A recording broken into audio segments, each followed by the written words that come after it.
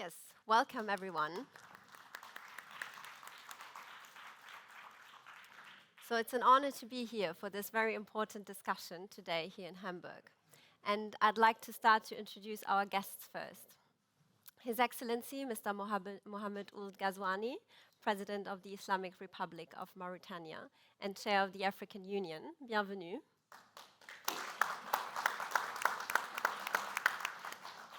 His Excellency Édouard Ngirente, Prime Minister of Rwanda. Welcome. Thank you.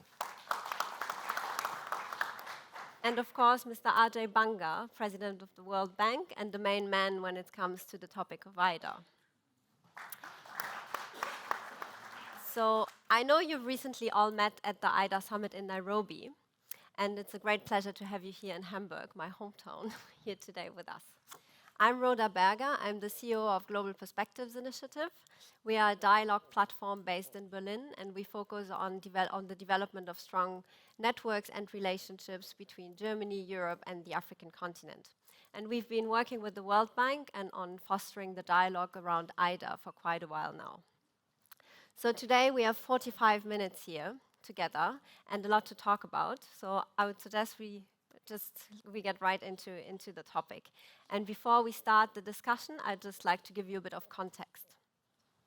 So at the IDA summit in Nairobi, the outcomes of the summit were commented by The Economist, quoting President Akufo-Addo, who can unfortunately not be with us here today, saying that the African continent needs a stronger voice and more help to help itself. And I think this really describes this new era of relationships between Africa and the rest of the world we're in today. The global order has shifted, and the influence of Africa in the geopolitical landscape is increasing. And African nations are very much aware of it, and their governments are articulating clear demands and insisting on a more equitable system. The background is that we've all experienced setbacks in economic development in the past years because of the pandemic, the war in Ukraine, the effects of climate change, and these have revealed strong inequalities, especially when it comes to the African continent, which is strongly and disproportionately affected by these challenges. So I think it's time to find new answers and take bold steps to react to these demands and to adjust to the shifts in world order. And this means that our multilateral system also somehow needs to do so. So the next, one issue at the heart of this entire conversation is the high cost of capital that burdens the African continent and that hinders sustainable economic growth in Africa. And this is where IDA, the International Development Association, comes in. As a tool that provides grants and zero to low interest loans, it really supports in building infrastructure, fighting climate change, driving the green transition, strengthening health systems, education, and so much more. And we've had IDA for over 60 years now, so we can say it is a proven tool. But somehow it also needs to adjust to our shifts in world order. So the question I would like to raise is, what is the path forward for IDA? How can we make IDA even more effective in helping our partners to help themselves? And the next very ambitious IDA cycle, IDA 21, is being set up and shaped while we speak here. And I'm very much looking forward to hear from you, Excellency, on how we can make IDA more effective, more innovative, and more inclusive to boost African economies and to facilitate economic autonomy. So the IDA summit in Nairobi has marked a shift in the discussion, and I'm very much looking forward to diving deeper into it here with you today, and starting with you, Ajay. So I've said a bit about IDA, but please tell us more about it. What makes it the instrument to address the diverse challenges the continent is facing today? So first of all, thank you, and thank you both for being here. You know, both their countries are great partners of the World Bank and have been for many years, and we'll talk about that as we speak further. But my view is that the traditional challenge of poverty and prosperity being spread has got exacerbated by the intertwined nature of the challenges around climate and healthcare and fragility and conflict and violence and food security. So what's happening is the neat bucketing of issues into separate buckets doesn't work. And one of the reasons why we are trying to say that our job is not just to eradicate poverty, but to do so on a livable planet, is to open the eyes and aperture with which all of us work together on tackling not just one topic, but the intertwined challenge. What makes it worse is the debt point that a number of countries in Africa are facing, where they end up spending more on debt repayment than they do on healthcare and education put together. So that just makes it even worse. So when you take that background and you look at IDA, IDA is a way of delivering affordable finance, as you said, because it's a mix of grant. About 25 to 30% of IDA is pure grants, and about 70% is deeply concessional.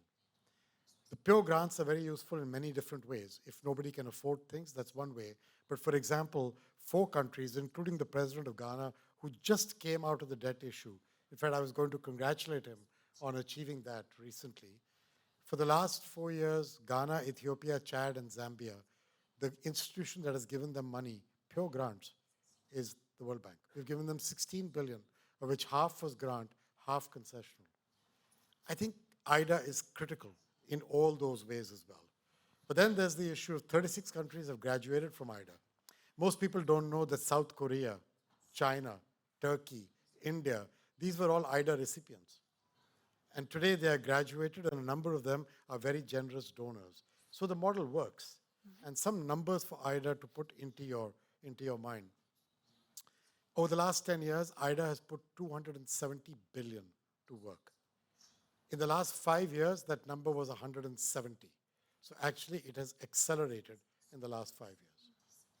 The same number for Africa in the last 10 years was 180 billion. So 2/3 of IDA money has gone over 10 years to Africa.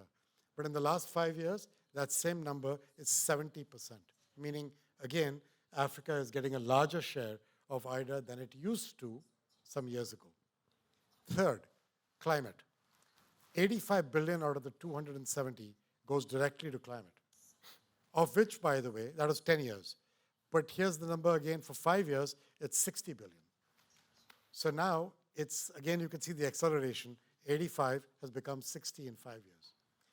And then the last item is what I told you about the debt liquidity that we're providing. So those are some facts and numbers about IDA. What has IDA delivered? In the last 10 years, same 10 years, 900 million people connected to healthcare. Now we've made a commitment to reach 1.1 billion with primary healthcare by 2030. But in the last 10 years, IDA has connected 900 million people, mostly neonatal and maternal care. I want to broaden that to what I call the diseases of prosperity: heart, diabetes, blood pressure, which I think if you don't diagnose early, we will consign the African continent to years of problems. The second big thing IDA has done is generate about 10 to 12 million jobs every year, directly. Forget about the indirect impact. Third, 117 million people were connected to electricity by IDA in the past 10 years. Now, as you know, I talked about in the prior session, we want to reach 300 million in Africa by 2030 with renewable energy. So that's a huge, ambitious step. But we have built 110 in the prior 10 years, so it's not impossible to do. So these are the kinds of numbers, both dollars and results, that IDA is capable of doing. The magic of IDA is both affordable finance, but also knowledge. So when we work with one of these countries, we bring our global knowledge to them, but we also learn from them. Mauritania and Rwanda, actually, you picked the 2 countries that have done a great job on electrical connections. In the past 10 years, his country has tripled the number of people connected to electricity in 10 years. And one of the ways he did it, and Rwanda has improved access to electricity in the past 5 years by double. So both these countries are showing great strides, and the way they have shown that starts with regulatory policy and clarity, and then encouraging the private sector to co-invest with the public sector. These are examples. They're sitting on stage. And so I'm a firm believer, IDA does not do everything by itself. IDA is a catalyst for countries to do the right thing.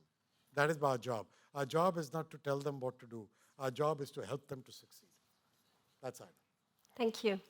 Then maybe we should hear from the countries. For those of you in the room, you've all been given translation devices. As I'll address President Ghazouani in French, feel free to use them if needed.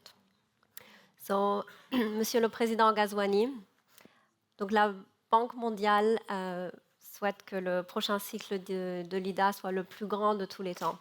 En tant que président d'un des pays partenaires de l'IDA, mais aussi de l'Union africaine actuellement, qu'attendez-vous du prochain cycle d'IDA, IDA 21? Et quelle transformation souhaitez-vous pour votre continent? Merci beaucoup.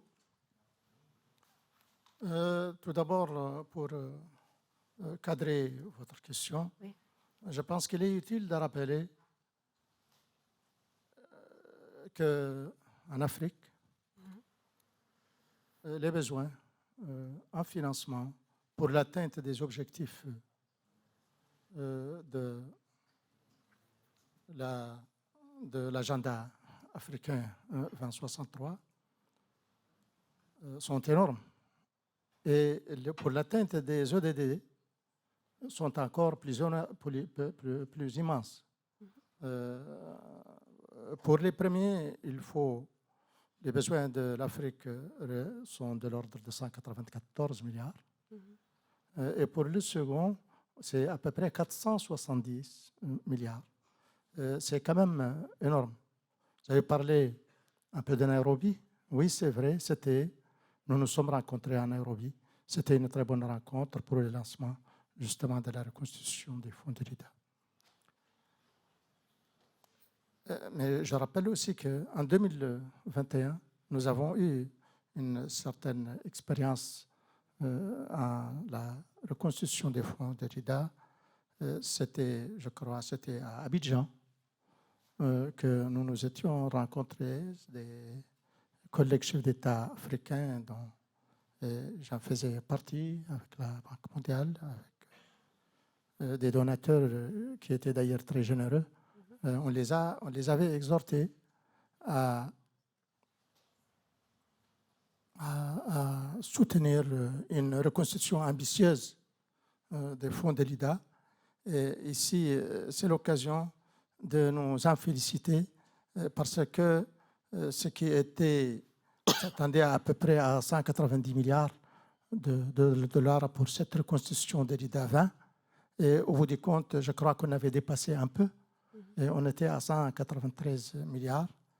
Et là, nous espérons que cette rencontre qui va encore se refaire à la même place, c'est-à-dire à Abidjan, après-demain, que l'on soit au bon rendez-vous avec une bonne reconstitution. D'ailleurs, on la souhaite meilleure encore à la dernière. Certes,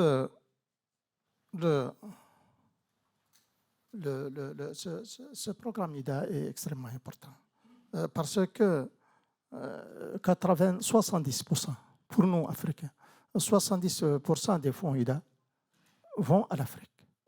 Et là, ce n'est pas négligeable. Et non, les 70% quand même, je parle essentiellement de la période Covid. La période Covid, l'IDA a grandement contribué pour l'Afrique à faire face à cette situation.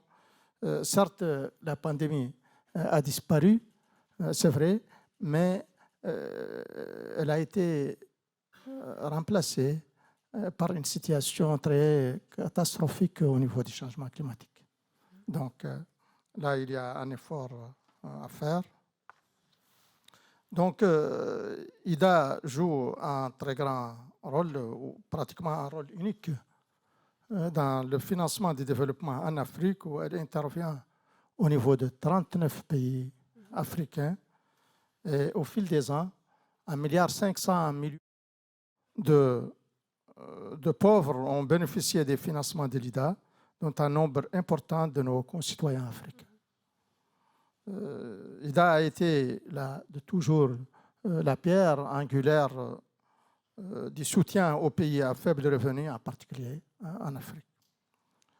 Je ne peux donc que plaider pour une reconstitution d'ailleurs, je la souhaite très ambitieuse, comme je l'ai dit,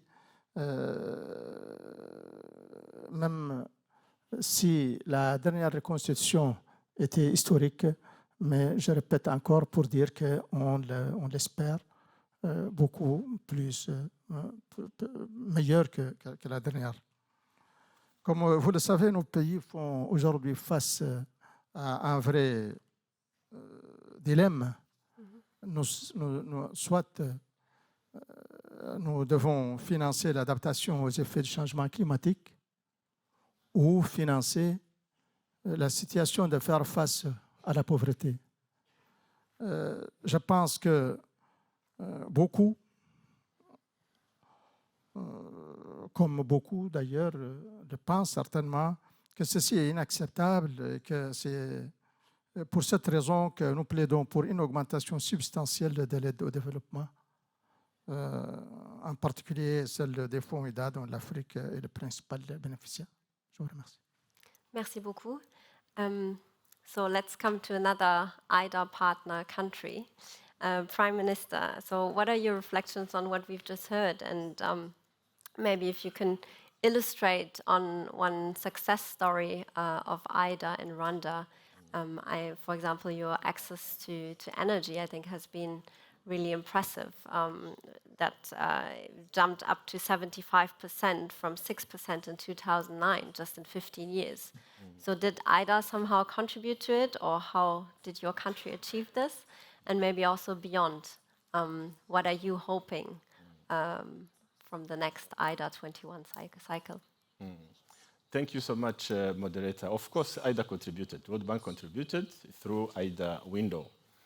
I think the president of World Bank has mentioned it in the right way. He said IDA as financing first, but also IDA as transfer of knowledge. I will add also the third one. It's not only financing, it's a concession of financing with a low interest rate. There is a fourth element which is very key for us. It's the grace period of IDA. It's always good to have that grace period for developing countries. Those four elements are very important for us as IDA beneficiaries. Now, we're asking if IDA contribute to our energy promotion. Yes, as I said, and we have seen in Rwanda the access to electricity. We used to be at a rate of 6% in 2009, and now we're at 78%. That is a household connection. Now, why did we go that route? It's because our leadership believe in two things. First, electricity as a basic need for any human beings. I like the way the President of the World Bank put it this morning, said he thinks that electricity is a basic human right. For us, we consider it as a basic human need, which makes it also, of course, a human right. So our leadership has been thinking of that, and then we said, let's invest in electricity. And this is a social part of electricity. It can be connecting households, but also connecting schools. Our kids has the right to go to school, which has electricity. Connecting health facilities, connecting other social infrastructures. So we don't see electricity just as infrastructure, but also that social component of it. The second component I want to talk about is that you have seen that, and everyone knows that, it's electricity as a driver of industrial growth. Now we're promoting, we have been talking always about economic growth, but economic growth comes from something you invested in. So we had to invest in electricity to promote the manufacturing sector, and I've seen that. When we want people to come and invest in Rwanda, the first question is, how is electricity distribution is? What's the cost of electricity and access? So in our policy, what we have done, and some people may be questioning it or asking a question about it, is that we gave for industries a lower rate in terms of tariff of electricity because we want to attract people to come and invest in manufacturing. And that has been done. So, and we believe that when you have a sufficient and consistent distribution of electricity, your economic growth becomes easier. So the economic production becomes easier. So this is why we decided to invest in electricity. And then the rate we talk about, as I said, it's a household connection. But if you go to industrial connection, also we have done, I can call it a good job, but we keep investing in that subsector of electricity and generation. The second thing we have done was to involve the private sector, because electricity has been considered as a public good. And some people may think that only government can invest in electricity. For us, the answer was no. We said, yes, the government will invest, but also we need to attract private investors. So this is why, in terms of electricity generation, we have different companies, be it Rwandan companies or foreign companies, which has invested in the electricity generation in Rwanda. And then the government is there just to buy that electricity and distribute it. So that partnership between public and the private sector in electricity generation and distribution has been very helpful. And this is why you have been seeing those results you have now in Rwanda. And of course, as I said, we keep working with World Bank Group through the window to keep, distributing electricity in Rwanda, because we think that we need more. We need to do more. Thank you. Yeah, you want to react? Go ahead. I just want to add something to what both of them said. They both mentioned growth in different ways. As I said in the earlier group in the morning, I believe that economic growth done the right way is crucial to solving many challenges in the coming period. If you look at the fact that 1.2 billion young people are coming through the pipe over the next 15 years, ready for a job, and today we talk about that as a demographic dividend. It is a dividend, yes, if those young people get clean air, clean water, electricity, and a chance to get a job at the end of it. If they don't get a job, it's not a demographic dividend. It is a very big challenge for these people. And it's not just their problem. It will come to all our shores, because those very people will be forced to migrate from where they live. So this is not a problem that you can put behind a wall and hope that it becomes his problem. It's not going to be. It's going to be our problem together. So I think creating jobs is mission critical. And I believe you cannot create jobs without some basic things. Infrastructure. I talked about this in Nairobi when His Excellency was there too. And actually, even the gentleman from Côte d'Ivoire was there. We were talking about these various topics. One of the topics was infrastructure. Roads, bridges, airports, railways, agricultural warehouses. Second big topic is agriculture as a business. Africa does not need to be food stressed. Africa has land, Africa has water. But the problem is it doesn't have irrigation. The water is concentrated in certain places. You need to know a statistic. Only 6% of Africa is irrigated. 37% of Asia has irrigation. How can you grow food without irrigation? If you grow food in Uganda today and you want to transfer it to Angola, you have to send it to China to ship it back. It makes no sense. This is all fixable with focus on infrastructure and making agriculture a real business. The third topic is healthcare, not only because they care about their citizens, but because in the delivery of primary healthcare, we will create jobs for nurses, medical technicians, PPE manufacturers, and medicine manufacturers. We need to create jobs for these people. That's the third option.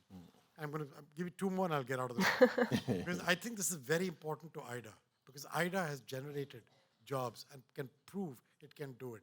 We need to shift our focus only from, I want to fight for education or healthcare or climate. Why are we doing all this? It's to make our young people have hope in the future. This is what we are trying to do. And young people cannot have hope if they don't get a job, if they don't get the dignity of a job. And that's why I'm so focused on the conversation of jobs for young people. We have to make it possible. And it's eminently doable with infrastructure, with healthcare, with agriculture, with manufacturing for local consumption. But Africa is blessed with rare minerals that we all need for our electricity transaction. Well, guess what? If they've got the minerals, we shouldn't just extract them. You heard the Chancellor talk about it earlier as well. We should do value-added manufacturing in these countries. So they get jobs.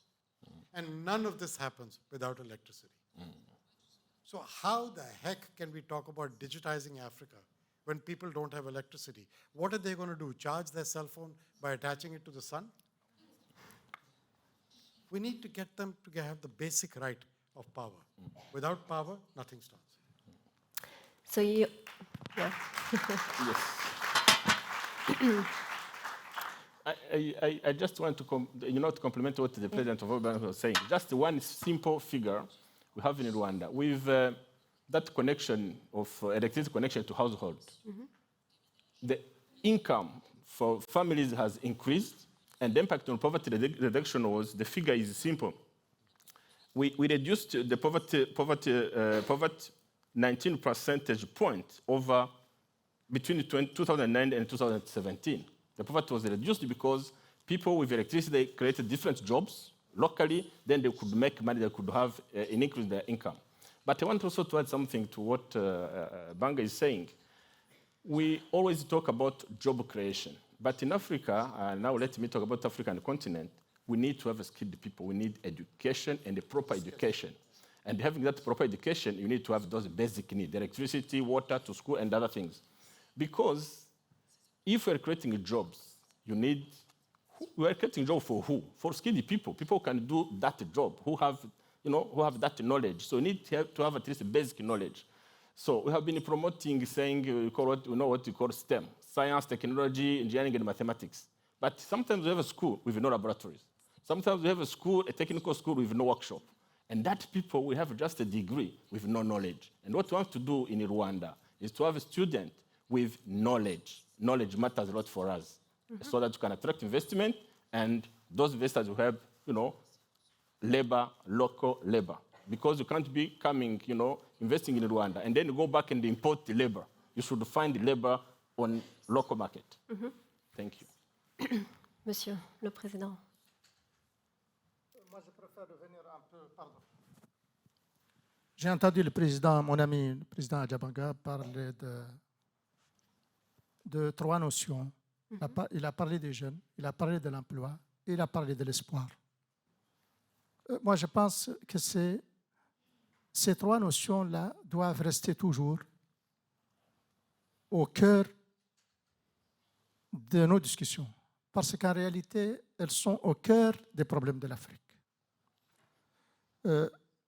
Tout développement aujourd'hui, ou tout espoir au niveau de l'Afrique passe nécessairement par les jeunes. La population africaine est très jeune. Elle est à plus de 65%. Nous avons plus de 65% de jeunes. Ces jeunes-là ont besoin d'espoir.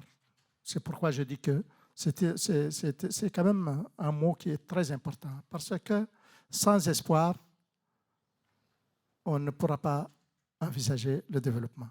Encore pire, ces jeunes, sans cet espoir, risquent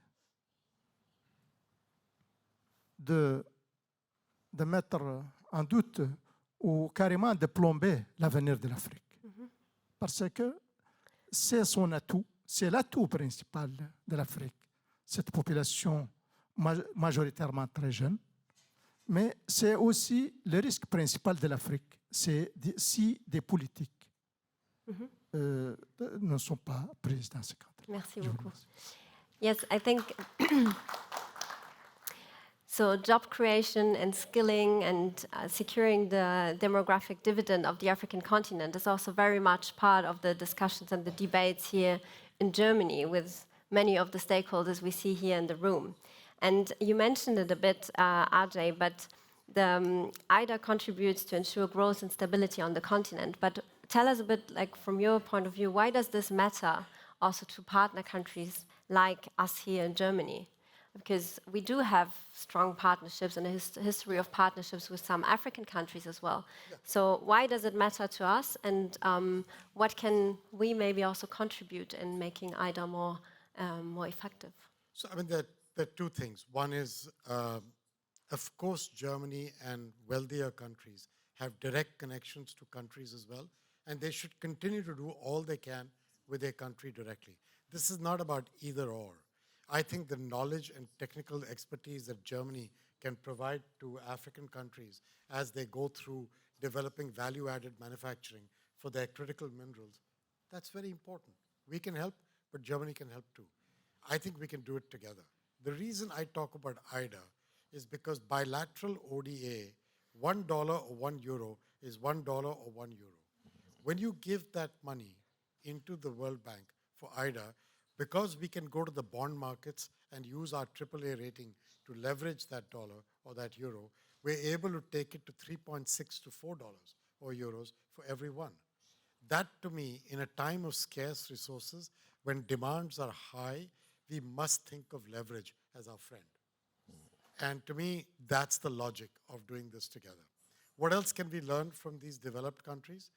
You know, new technologies are being, take vaccines or take medicine manufacturing.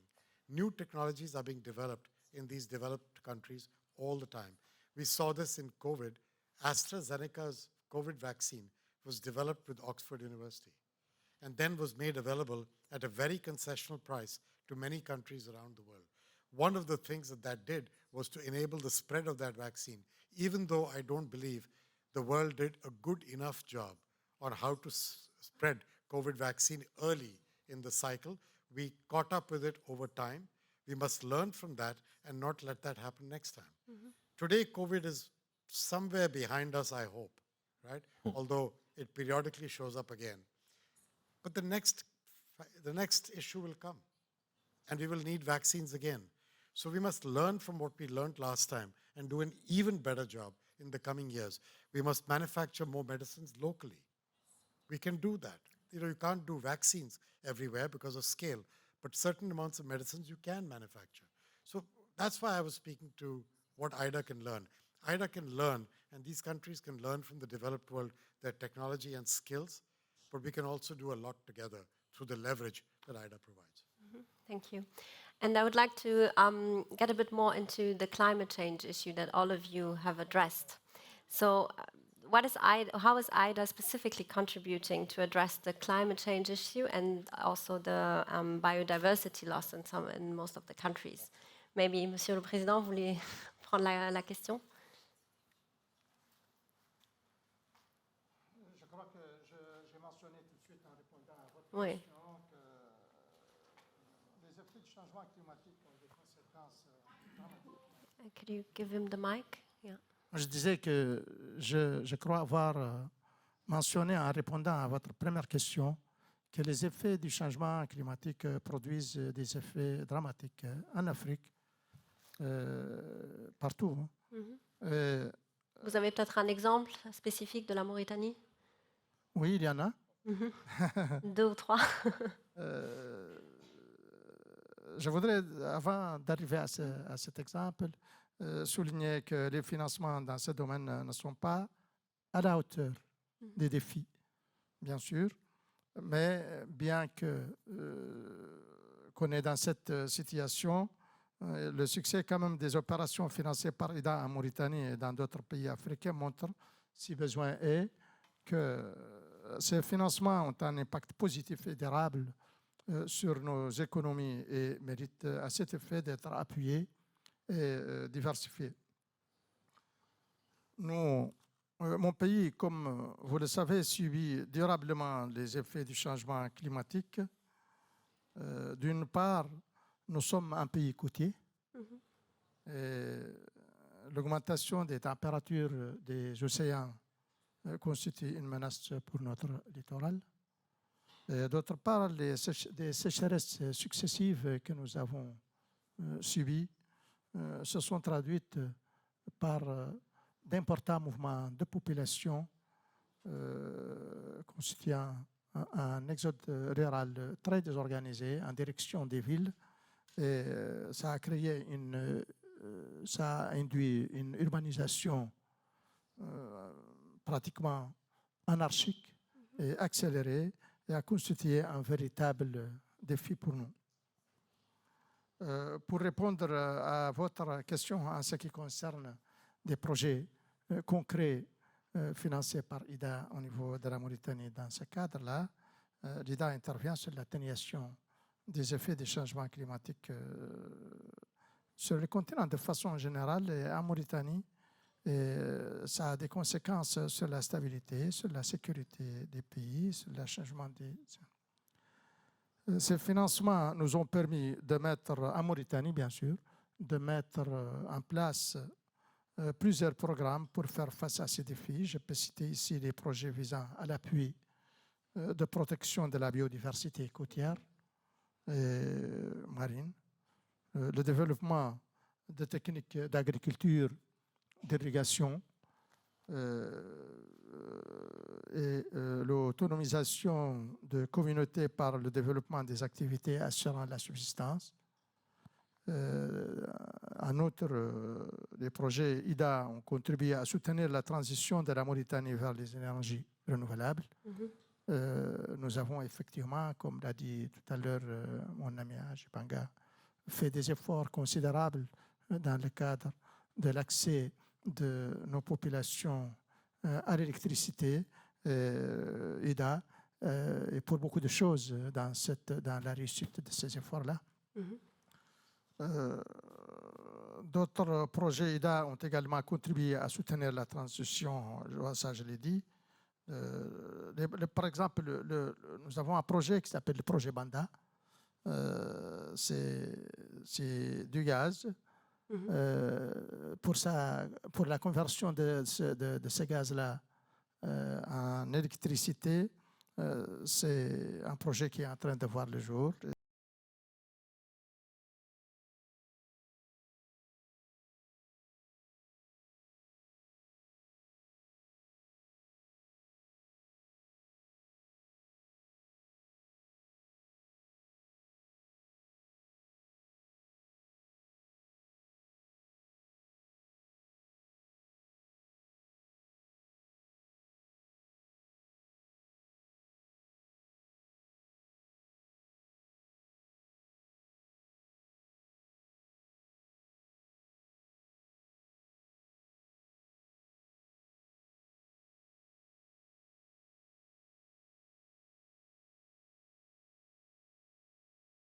Phenomenon was tough on us, so we had to discuss with World Bank, so we had some support from them to support people who were displaced. But that was an ad hoc intervention. What I want to say now, it's a sustainable and long-term solutions on which we work with World Bank.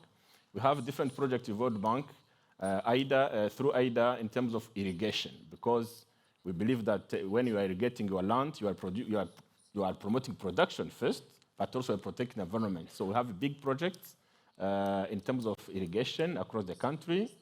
And then we have also some conservation projects we're doing to protect the environment with IDA, be it in Kigali City. There is a big project in Kigali City being done now.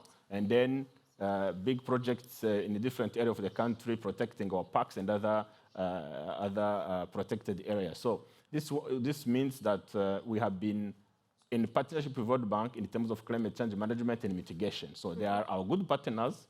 World Bank is our good partner, and we want to keep that good relationship in protecting the environment, at the same time using that protection in producing food and other things. Yes. Thank you. Thank you. Very brief. Sum it up for you. Yeah. So we made a commitment that we would reach 45% of our financing from IBRD and IDA together would go into climate by 2025. We actually reached 44 already. I was at 30 when I joined 16 months ago. We're at 40 now. We think we're 44 now. We'll cross the 45.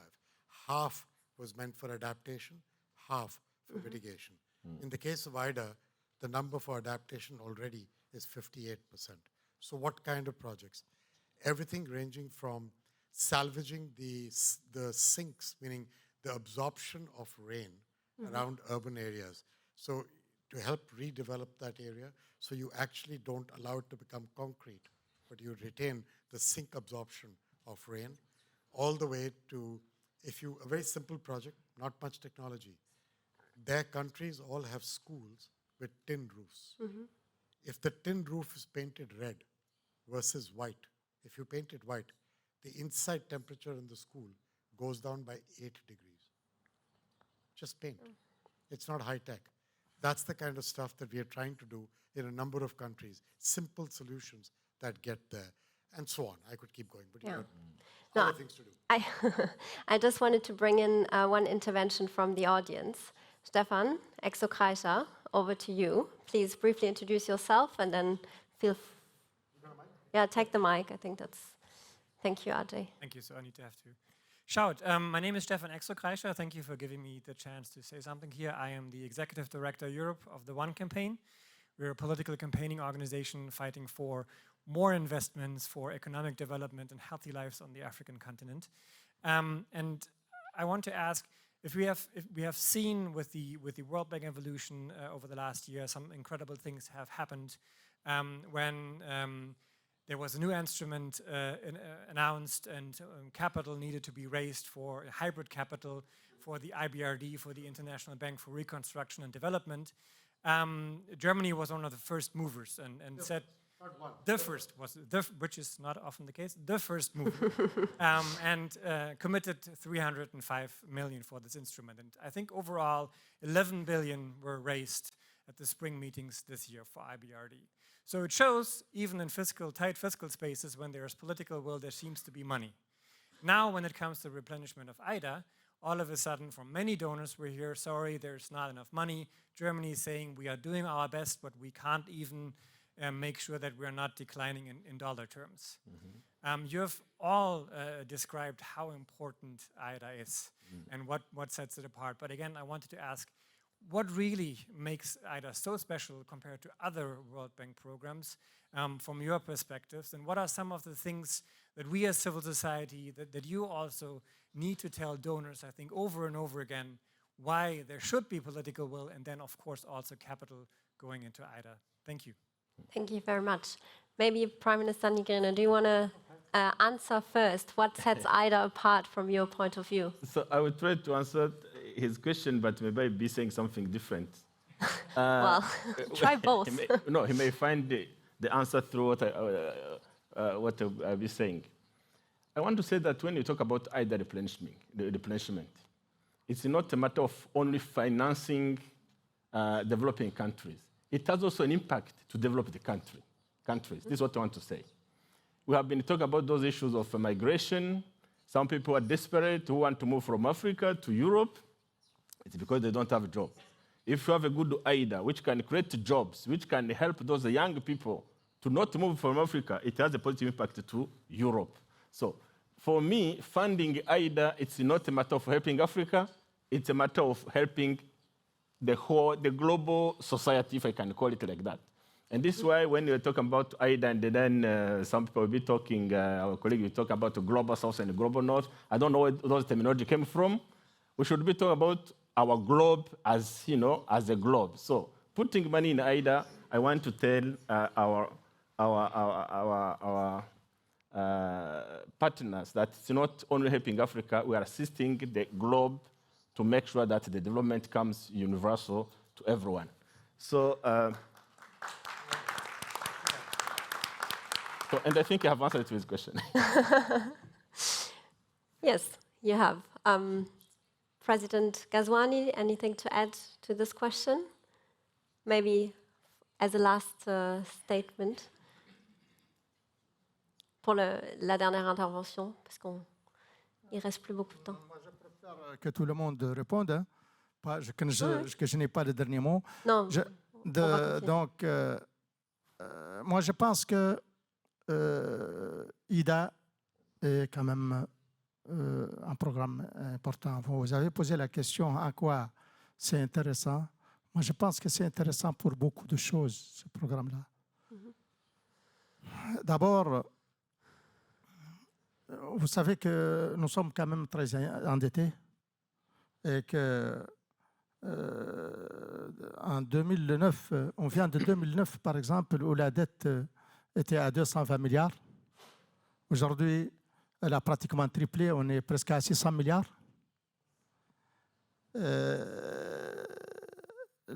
Donc, IDA a un grand avantage pour nous, c'est la concessionnalité des financements IDA. Ça, c'est. Un autre aspect très important, c'est le fait qu'avec IDA, nous, en tant que pays bénéficiaire, on est plus dans le concret. Nous parlions tout à l'heure emploi, nous parlions espoir. Et pour des choses, des aspects de ce niveau dont on a besoin de voir les résultats à l'immédiat, ou du moins dans un avenir presque immédiat, ce n'est pas les annonces auxquelles nous participons beaucoup qui vont régler ou contribuer même à régler une partie de nos problèmes. Alors là, on est dans des mécanismes qui fonctionnent bien et puis donc qui sont concessionnels et qui sont pratiques. Je vous remercie. Merci beaucoup. Maybe over to you, Ajay, for some last words. We're running a bit out of time, so over to you. Quick comment. First of all, thank you for doing this. The only thing I'd like to add to his point about it being a multiplier factor, we're all in it together, is that just remember that healthcare and climate change have no borders. There are no borders to either healthcare or climate change. COVID showed that to all of us. You cannot close your border and escape a thing like COVID. You cannot close your border and escape the challenges of climate change. So we're kind of in it together. We share the planet. We have to get this worked out in a way that is sensible. IDA provides you the opportunity of taking the money you have and through the participation of the bond markets, leverage the money up to 3.5 to 4 times what you would do if you did it directly. This is the time to think about putting that money to work in the right way for all of us together. That's what I would say. Thank you very much. So I think we've all heard the sign that we need to come to an end, but I think we've all learned a lot on IDA and probably dissolved some myths and misconceptions and hopefully brought a bit more transparency into the IDA instrument. The discussion, I think, has really shown how important it is to collaborate, as you mentioned in the beginning, with our IDA partners and to put you in the driver's seat. So I see IDA as a tool for partnerships as well. And on behalf of Global Perspectives, I'm very much looking forward to continuing the dialogue around IDA and continuing to strengthen the ties between European and African decision makers, which we definitely do here today and tomorrow as well, and to leverage our collective energy here also to boost IDA and IDA 21. Because I think we've clearly seen that the voices of the African continent do matter, and they matter to us, as you said, and we should listen carefully because there's really a lot we can learn from you, our African friends. Thank you very much. Do you want to, you just wanted to jump in? Yes? No, just 1 second. I want to thank the President of World Bank because of some new instruments. There is something called the Repurposing Project. I learned about it, and it's something very good because it allows different countries to borrow money from their own projects. So this is a very good initiative, and we want the World Bank to keep, having different innovations which can help us as African countries. Yeah, I think innovation and agility is very important, and I think yes, and we'll be playing our role as it. countries. Yes, thank you very much. Thank you. Thank you, Ajay.